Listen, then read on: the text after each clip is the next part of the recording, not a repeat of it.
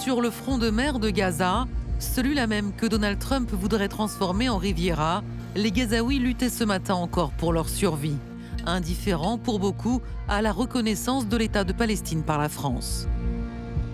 Ça ne sert strictement à rien. Notre seul espoir est que Dieu mette fin à la guerre. Un point, c'est tout. En Cisjordanie, pas beaucoup plus d'enthousiasme. Nous sommes reconnaissants, bien sûr, mais bon, nous étions un peuple occupé et maintenant nous sommes devenus un État et un peuple occupé. Quelle sera donc la portée de la déclaration d'Emmanuel Macron hier au siège des Nations Unies à New York? Solennel, le président français y a prononcé un discours très attendu. Fidèle à l'engagement historique de mon pays au Proche-Orient, pour la paix entre le peuple israélien et le peuple palestinien, je déclare que la France reconnaît aujourd'hui l'État de Palestine. Comme 10 autres pays ces dernières 48 heures, la France a officiellement reconnu l'État de Palestine, sous les applaudissements, en l'absence remarquée des représentants américains et israéliens. Les États-Unis et Israël ne participeront pas à cette mascarade. Le président palestinien a lui salué une reconnaissance historique et courageuse en promettant d'exclure le Hamas d'un futur État palestinien. Le Hamas n'aura aucun rôle dans le gouvernement. Nous condamnons les meurtres, les enlèvements et les actions du Hamas du 7 octobre 2023. Emmanuel Macron a conditionné toute ouverture d'ambassade ou de consulat à la libération des otages du Hamas et à un cessez-le-feu. Alors la solution à deux États peut-elle vraiment prendre forme? Israéliens et Américains, opposés à l'initiative française, vont-ils mettre leurs menaces de sanctions à exécution? La paix est-elle possible sans l'appui des États-Unis? Nos trois invités pour ce débat, David Khalfa, bonsoir. Vous êtes co-directeur de l'Observatoire du Moyen-Orient de la Fondation Jean Jaurès. Votre dernier essai, Israël-Palestine, année zéro, est paru aux éditions du Bord de l'eau. Selon vous, le discours d'Emmanuel Macron hier à l'ONU est un acte symbolique, mais la France compense son influence limitée au Proche-Orient par des discours grandiloquents. À côté de vous, Dominique Eddé, bonsoir. Vous êtes romancière et essayiste libanaise. Votre essai autour du drame qui se joue à Gaza, intitulé « La mort est en train de changer », paraît demain aux éditions Les Liens qui libèrent. Selon vous, la reconnaissance d'un État palestinien par la France arrive tardivement. Elle survient au moment où le mot État ne correspond plus à rien sur le terrain. Malgré tout, ajoutez-vous, acter cette reconnaissance, c'est mettre un coup de frein à cette folie meurtrière qui est en cours à Gaza. Et Arantxa González, bonsoir. Vous êtes doyenne de l'École des Affaires internationales de Sciences Po et vous fûtes ministre des Affaires étrangères dans le gouvernement de Pedro Sánchez entre 2020 et 2021. Et vous avez travaillé pour les Nations Unies. Vous estimez que reconnaître un État palestinien n'est pas un geste inamical vis-à-vis d'Israël. Quand l'Espagne avait reconnu l'État de Palestine, c'était en mai 2024, eh bien l'Espagne a enduré les mêmes reproches que la France et qu'Emmanuel Macron. Faire un cadeau au Hamas et favoriser la montée de l'antisémitisme. Nous en débattrons évidemment. Et on démarre avec l'anaphore du jour, Benjamin. C'est celle utilisée par Emmanuel Macron hier à l'Assemblée générale de l'ONU. Le temps est venu, qu'il a scandé 12 fois dans son discours pour justifier la reconnaissance par la France d'un État palestinien. Et après ce discours historique, l'ambassadeur d'Israël en France, Joshua Sarka, a jugé que la France devenait, je cite, un agent déstabilisateur au Moyen-Orient. David Khalfa, dans cette déclaration de l'ambassadeur, vous y voyez une exagération totale ou une part de vérité? Une exagération, même s'il est probablement dans son rôle en tant que diplomate, ce qui représente le gouvernement israélien dont on connaît les positions qui sont très, très dures, très hostiles à cette reconnaissance. La présentation qui a été faite de ce que je pense de la reconnaissance, un peu, disons, rapide, parce que je suis de ceux qui pensent que en fait, la question elle est mal posée, c'est pas d'être pour ou contre. Enfin, je ne crois pas qu'ici, autour de la table, on soit hostile à la solution à deux États. La question qui se pose, c'est celle de la méthode et surtout de la mise en œuvre. Concrète. Voilà, et donc c'est là où le bas blesse, et là je rejoins ce qui a été dit sur le fait que malheureusement aujourd'hui, il y a un décalage énorme entre les déclarations. Donc une reconnaissance, c'est une déclaration, c'est un acte de langage, comme disait le philosophe Austin, mais la question de savoir, c'est quel effet il produit. Dominique Eddé, vous avez vu et lu quoi dans cette déclaration du président de la République? Un chemin vers la paix irréversible ou des incantations qui n'auront pas d'aboutissement réel? Écoutez, une paix irréversible, ce serait trop beau pour tout le monde, je n'irai sûrement pas jusque-là. Incantatoire seulement non plus, parce que je crois que le président Macron a donné là un de ses discours, je dirais, les plus cohérents, les plus près de la réalité depuis le début de cette catastrophe pour tout le monde, c'est-à-dire depuis le 7 octobre. Je pense qu'il a pointé les souffrances de part et d'autre, ce qui aussi est très important quand on parle de paix, de ne pas parler uniquement de décisions abstraites, et je dis bien abstraites parce que concrètement, nous n'avons strictement rien pour justifier d'un État sur le terrain à l'heure actuelle. Donc elle a cette valeur. Moi, j'aurais souhaité, partant de sa formule qui est le temps venu, revenir à ce que je sais un petit peu mieux que la question strictement géopolitique, c'est-à-dire ce rapport au temps qui est actuellement la grande crise dans laquelle nous nous trouvons tous. À savoir que nous avons un temps qui va à une vitesse de bolide du côté de deux puissances écrasantes que sont la puissance américaine et la puissance israélienne représentée par Netanyahou et Trump d'un côté, et cette lente vitesse d'une Europe qui a beaucoup tardé, à l'exception heureusement, d'États comme l'Espagne ou l'Irlande, mais enfin tout ça... À la reconnaissance. Et la Suède, pardon, mais pas seulement pour la reconnaissance, pour l'appréciation réelle des enjeux sur le terrain, au-delà des affects. Dominique Hédé, on va y revenir à propos de cette asymétrie, mais on va évoquer avec vous trois et avec Anna les conditions concrètes, juridiques, pour qu'un État advienne. Ça remonte à la Convention de Montevideo en 1933, vous nous expliquez. Oui, justement, Anna. cette Convention de Montevideo de 1933, elle est le texte qui définit les 4 conditions nécessaires à la reconnaissance d'un État souverain. On va les voir s'afficher. Une population permanente, des frontières définies, un gouvernement capable d'exercer son autorité et la capacité à entretenir des relations diplomatiques internationales. Alors en l'état, une seule des conditions semble être remplie du point de vue du droit, c'est celle de la population. En ce qui concerne les frontières d'un État palestinien, elles sont très difficiles à définir, et cela depuis longtemps, et surtout elles ont évolué au fil du temps. On va le voir d'ailleurs sur ces cartes. Regardez, de 1922 à 1947, la Palestine est sous mandat britannique, avec une population, on le voit ici, majoritairement arabe. En 1947, le plan de partage de l'ONU prévoit un État juif et un État arabe. Cet État arabe composé de la bande de Gaza, de la Cisjordanie et de la Galilée, en vert sur la carte. Ensuite, en 1949, Gaza passe sous administration égyptienne et la Cisjordanie est annexée par la Jordanie. Puis ensuite, la guerre des 6 jours en 1967 et les accords d'Oslo en 1993 vont encore redéfinir les frontières et marquer progressivement l'avancée de la colonisation israélienne dans les territoires palestiniens. On voit d'ailleurs sur cette dernière carte le morcellement de ces territoires palestiniens au fil du temps. Et je reviens enfin aux dernières conditions, la 3e et la 4e. Elles ne sont pas remplies à ce jour, l'autorité palestinienne étant jugée par beaucoup illégitime et impuissante à gouverner. Alors Arantxa González, d'un point de vue strictement juridique, est-ce que c'est illusoire de croire à la création d'un État palestinien ? Je ne crois pas qu'on est dans la réalité juridique. Ce n'est pas sur le plan juridique qu'on est en train de travailler. On travaille sur le plan politique. Mais est-ce que les deux ne peuvent pas être faits conjointement ? Peut-être ou peut-être pas. Mais regardons pourquoi.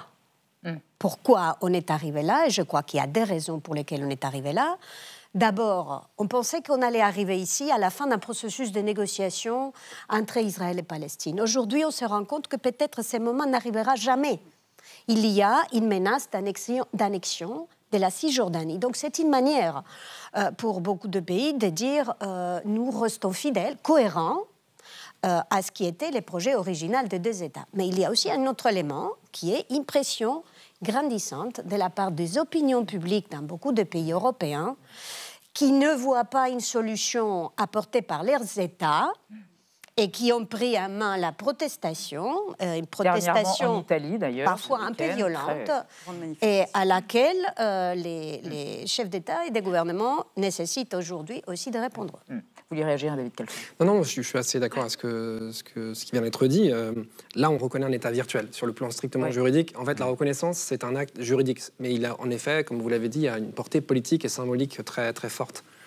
Et je pense que c'était, de mon point de vue, la vertu principale de cette reconnaissance, c'est de sanctuariser la solution des États à un moment où vous avez une coalition en Israël, droite, extrême droite, qui veut la liquider, en fait, et qui s'en cache absolument pas. Et vous avez aussi en Palestine des forces qui, elles aussi, la rejettent, comme le Hamas et d'autres groupes armés islamistes. Donc, de ce point de vue-là, je pense que c'était utile. Mais là, le décalage que je décrivais tout à l'heure entre le de jure, c'est-à-dire le droit, et le de facto, c'est-à-dire les faits, que vous avez pointés, est terrible. Et il va falloir essayer de combler, en fait, ce décalage. Et donc, la question qui se pose maintenant, c'est est-ce que la France est en mesure de le faire seule? Non. Je pense que c'est d'où l'intérêt pour la France d'avoir embarqué les Saoudiens.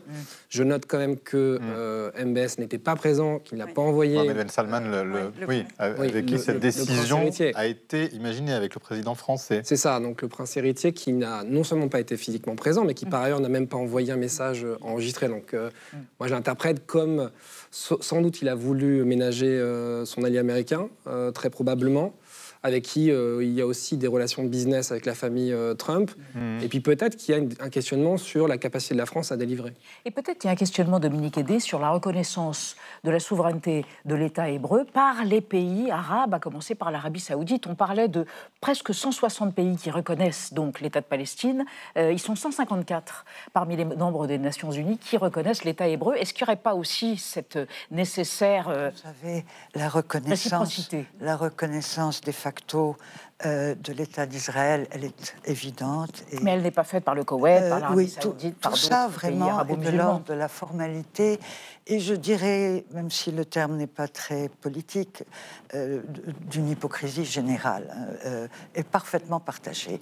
Donc la question de la reconnaissance, elle devrait se poser en termes beaucoup plus profonds, qui est la reconnaissance d'une histoire qui a été l'histoire d'une dépossession qui a couru sur plus de 75 ans, dans des conditions absolument atroces et qui a fini par cette carte que nous avons vue ici, qui est ce qu'on appelle un nettoyage progressif ethnique, avec le point culminant du génocide en cours à Gaza. Alors ceci n'exclut pas évidemment que cette histoire elle-même est adossée à une autre et que cette autre est elle-même à une dimension extrêmement tragique, mais ces deux mémoires, pour l'instant, ne se sont pas rencontrées.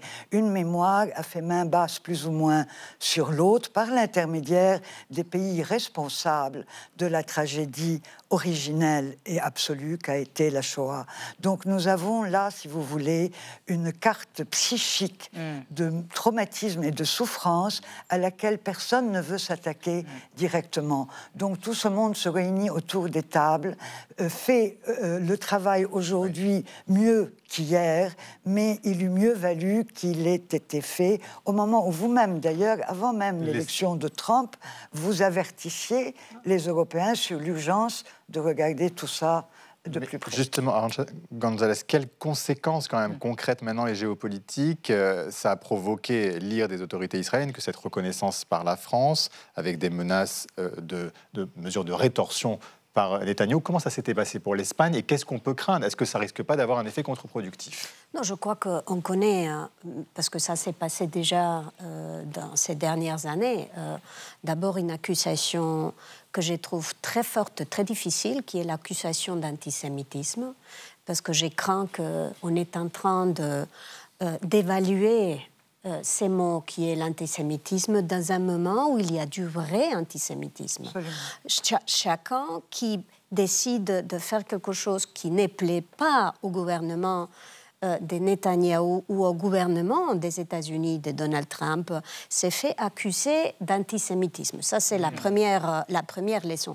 Après, je crois, et donc ça, je trouve que c'est très difficile parce que il y a du vrai antisémitisme et que... Il y a même eu une explosion en France après le 7 octobre. Ça va être très difficile d'y répondre. Mais il y a une autre voie qui est déjà ouverte, qui est la voie de l'annexion de la Cisjordanie. Et ça, c'est aussi pour cette raison que les États, et aujourd'hui, c'est beaucoup des États qui qui ont utilisé ces moments aux Nations Unies pour dire non. Certains craignent que ces reconnaissances, David Khalfa, poussent Netanyahou à accélérer ce processus d'annexion justement de la Cisjordanie. Ouais, ça peut être un effet pervers, paradoxalement. Pardonnez-moi de vous interrompre, mais il n'y a pas que la Cisjordanie. Il y a le Golan qui est en train d'être négocié. Il y a le sud du Liban. Il y a la déclaration faite par Netanyahou le mois dernier réclamant le Grand Israël. Il y a un plan en marche. Donc il faut bien l'avoir en tête avant de travailler les pourtours d'une situation qui va à toute allure. C'est ce plan dont il est question. David Khalfa. Oui, alors... cette fuite en avant éventuelle. Oui, pardon de faire un tout petit rappel historique quand même, parce qu'on en discutait tout à l'heure avec González. Moi, je pense que c'est très important aussi de ne pas exonérer les partis, en fait, de leur part de responsabilité. Même s'il y a une asymétrie des rapports de force entre Israéliens et Palestiniens, les Palestiniens ont aussi leurs responsabilités historiques, d'ailleurs, dans les échecs successifs des négociations. Je rappelle, 47, le leadership palestinien refuse le plan de partage, déclare la guerre à l'État d'Israël. 67, nouveau refus. 2000, nouveau refus. 2001, nouveau refus. 2009, Olmert, que je connais très bien. Et qui a, d'ailleurs, il y a un document d'Arte récent qui montre qu'il avait proposé 95% retrait de la Cisjordanie et 5% de territoire restant avec des rétrocessions territoriales équivalentes.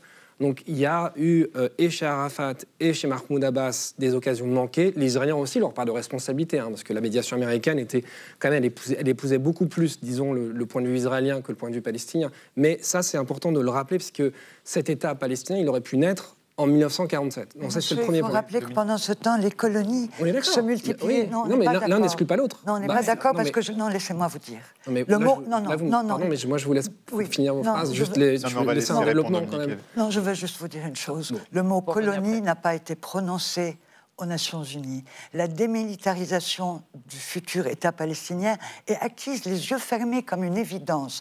Il faut que vous compreniez que nous, dans cette région, nous avons aujourd'hui le sentiment qu'un État, qui est l'État dirigé par Netanyahou et l'extrême droite, est en train de démilitariser toute la région. Ils ont bombardé toute l'armée syrienne, les yeux fermés sans que personne ne pipe un mot. L'Irak est démembré, le Liban existe à peine. Excusez-moi, mais moi je suis toute prête. Non, on ne parle pas d'autre chose. Je suis un partisan des colonies, je ne comprends pas trop le rapport. L'actualité ne peut plus continuer à faire écran à la pensée. Parce que c'est comme cela qu'on fait du surplace et que l'Europe est dans l'état où elle est. Alors, David Khalfa terminé, et ensuite on écoute Donald Trump. De faire un rappel historique, c'est pas du tout oui, mais on n'est pas d'accord sur les rappels.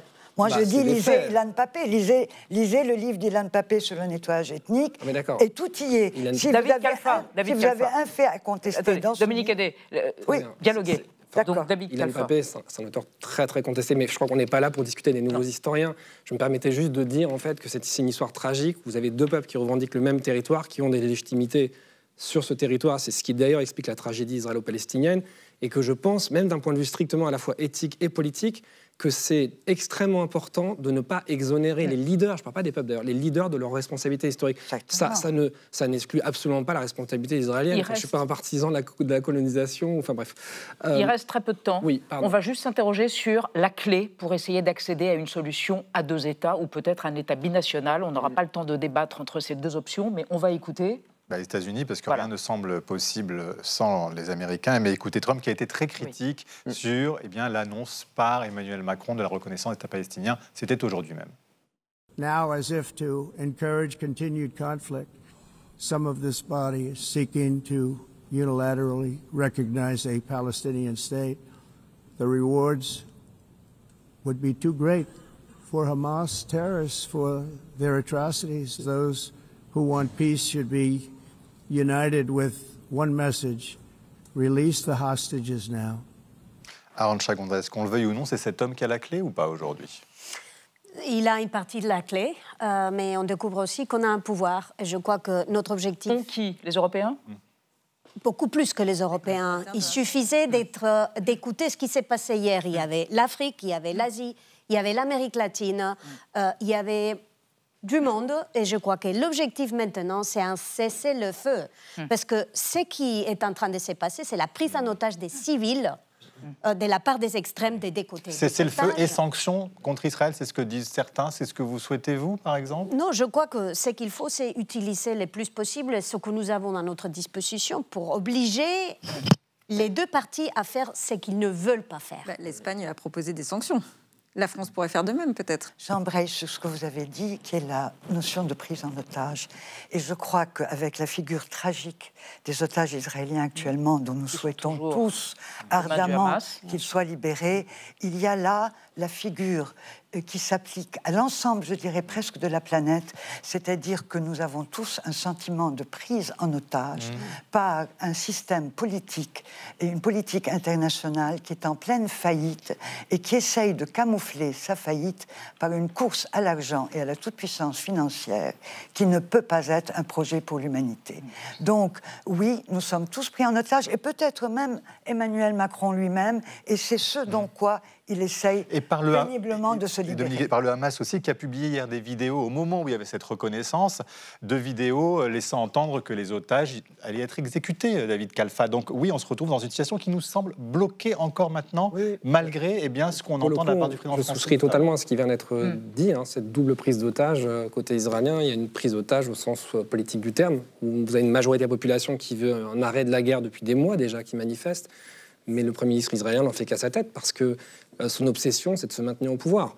Il sait très bien qu'à la minute où un processus électoral s'enclenche, il risque de perdre cette élection. Parce que tous les sondages successifs depuis 2 ans et demi, même avant les massacres du 7 octobre, montrent qu'il perdrait ces élections au profit de l'opposition. Pardon, j'abuse. À propos de sondage, le sondage israélien de février dernier dit que 73% de la population israélienne souhaite l'expulsion totale de tous les Palestiniens de Gaza. Seuls 3% trouvent ça immoral. C'est une vraie question.